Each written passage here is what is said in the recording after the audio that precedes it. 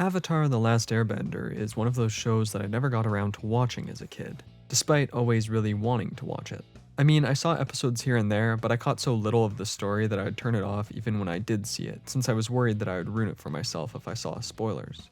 Fortunately, many years later than I should have, I did end up watching the show. About 3 years ago, actually. And I was consistently impressed by its characters, plot, themes, animation, direction, dialogue, voice acting. Okay, I was pretty much consistently impressed by everything. So you know that question that's right below this video? Yeah, the title. Is Avatar as great as we remember?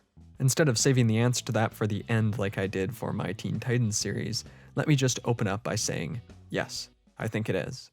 And now I'm going to talk about why for a long time, and hopefully it'll be worth your time, because this is truly a landmark piece of Western animation, a moving adventure that sweeps its audience up for a journey that children and adults alike can stand to learn from. A beautiful story about a boy tasked with saving everyone, about the relationships he builds along the way, and about a fractured world in dire need of hope.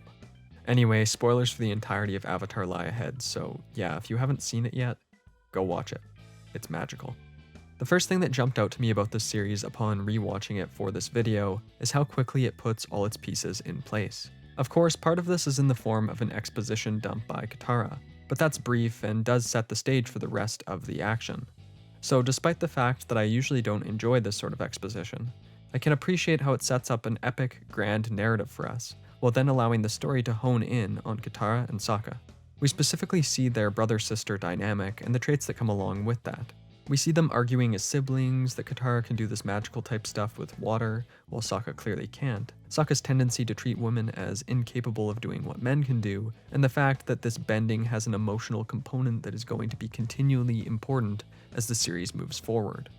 On top of this, we get an exciting, well-animated action sequence that mirrors the siblings' argument, in the form of them rushing through this water. And then finally, when Aang's iceberg pops up, we see how Sokka tends to be more wary of the unknown, while Katara wants to jump right in.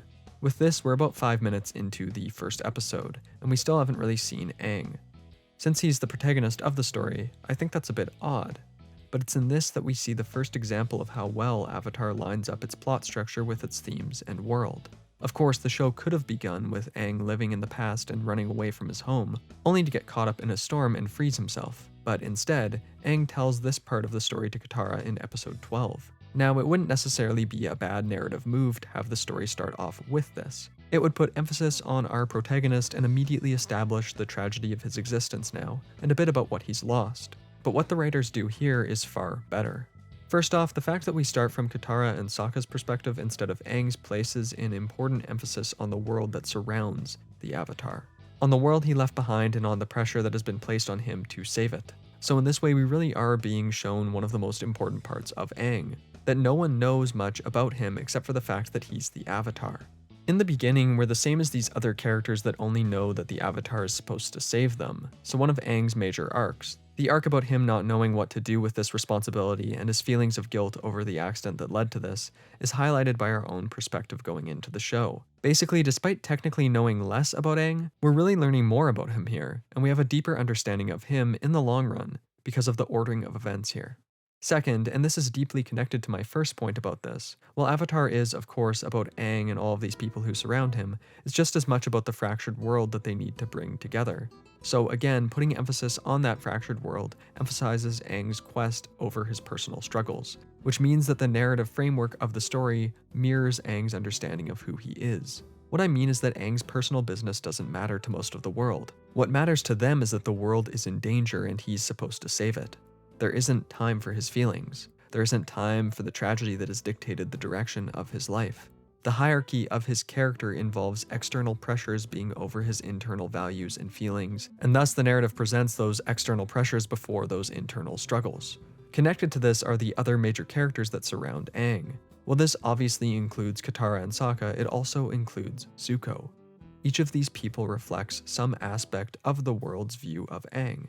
Katara is representative of the people who have hope in him, who have faith that he will save them from the Fire Nation. Sokka, on the other hand, recognizes the danger of this person and he's wary of him and his abilities. Therefore, he's representative of the people who feel that way about the Avatar. Zuko, meanwhile, serves as a stand-in for the Fire Nation at large, at least in this episode, as the threat that confirms both Katara's and Sokka's positions. In other words, Zuko confirms that Katara is correct in her belief that they need Aang's help, while also confirming Sokka's idea that he is dangerous. This is going to be even more important later. Another strong aspect of this episode is that, despite some very obvious signals that this is the case, we aren't explicitly told that Aang is the Avatar for quite some time, which subtly establishes one of Aang's most important characteristics. At this point, he really doesn't want to be the Avatar, or at least he's not horribly thrilled at that prospect. And who can blame him?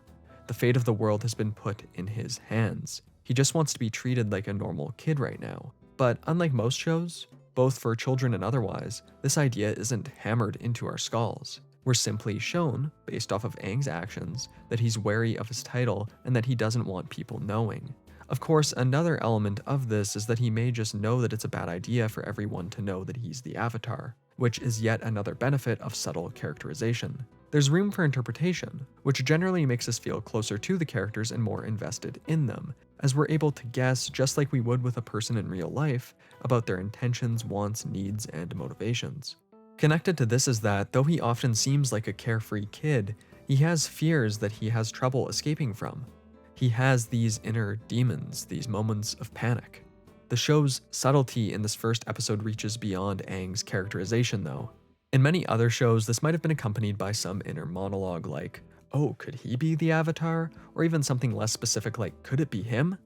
But Avatar knows its medium.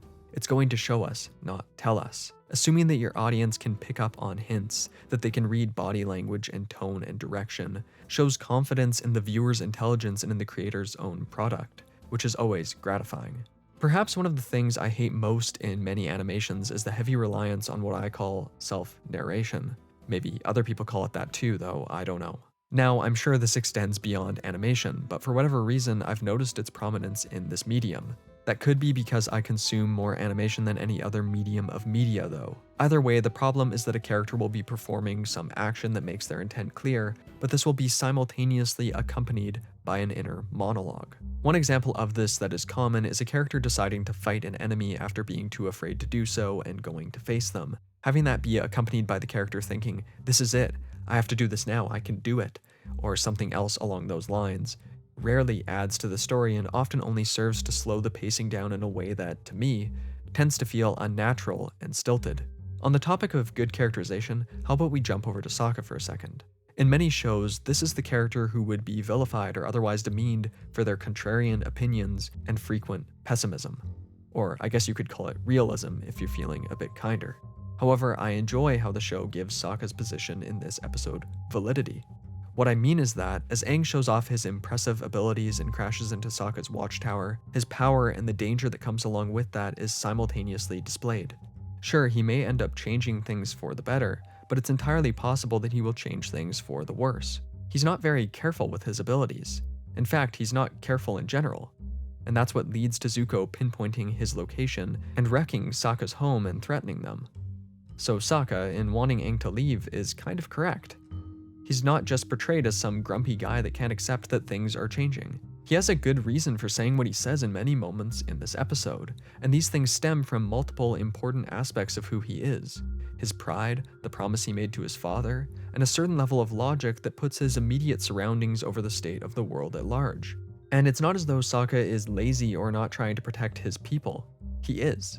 After all, when this massive Fire Nation ship that he doesn't stand a chance against comes into their home, he foolishly and bravely charges at it. But therein lies some of the complexity of this situation.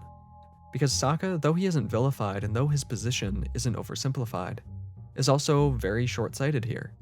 First of all, he has no warriors here and he himself isn't a very good warrior. Or well, he at least doesn't stand a chance against Fire Nation soldiers.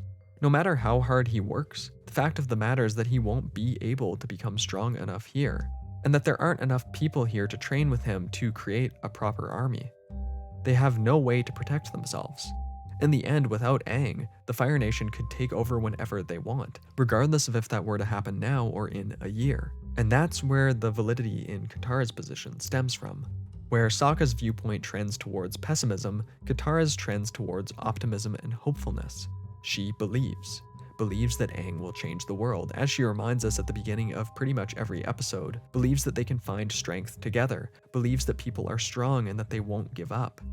Aang, of course, helps her realize this hopefulness both in the short and long term. In the short term, one example of this comes when they are penguin sledding, and Katara says, "I haven't done this since I was a kid," to which Aang replies, "You still are a kid."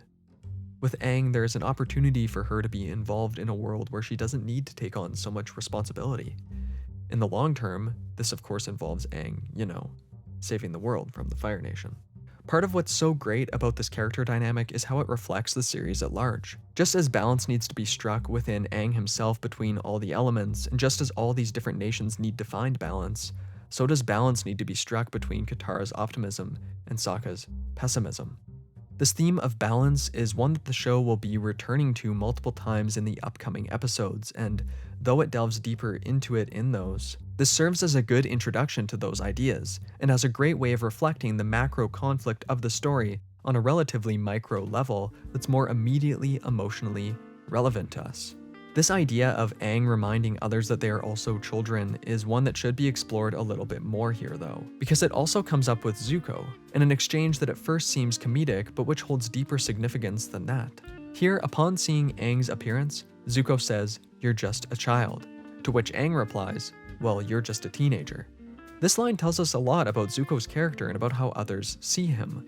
He's trying to be something more than he is, or at least something different than he is. A hardened leader, an experienced warrior, an unstoppable force. But really, as Aang says, he's just a teenager.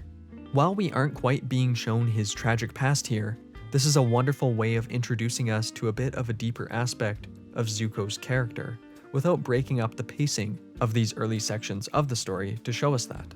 After this confrontation is over and Aang, Katara, and Sokka take off on Appa's back, Aang talks about all the things he wants to do for fun, about all the stuff he wants to show his new friends. This is yet another reminder of how, before he's the Avatar, in his mind, he's still a child, and one who's going to need to grow into the responsibility that's been thrust upon him. As this is one of the most important arcs of this season and the series at large, it's smart to end off an episode so early in the series, focusing on this aspect of his character. And I still haven't really gotten into so much that's here, from the soundtrack to the animation to the fun and frequently clever dialogue to the great voice acting. Of course, these are all aspects of the show that will be continually great as it moves along, so I plan to dive into them later on. The main point I want to get across in this specific video is that Avatar manages to expertly establish so much about its world, characters, and themes in 2 fairly short episodes.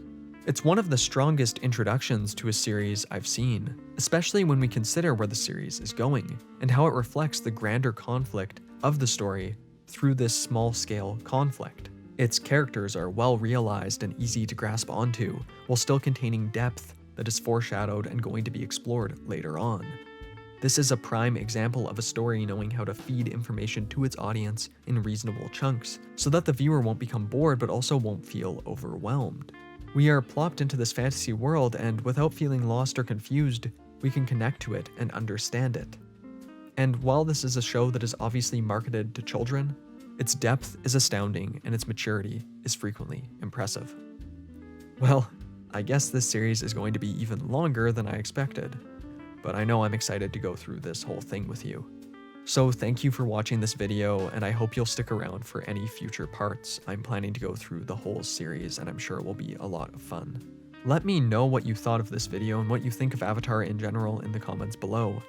As for all of you fine folks on Patreon, thank you so much. You make these videos possible. You're the best. See you next time, and I hope you have a fantastic rest of your day. Bye-bye.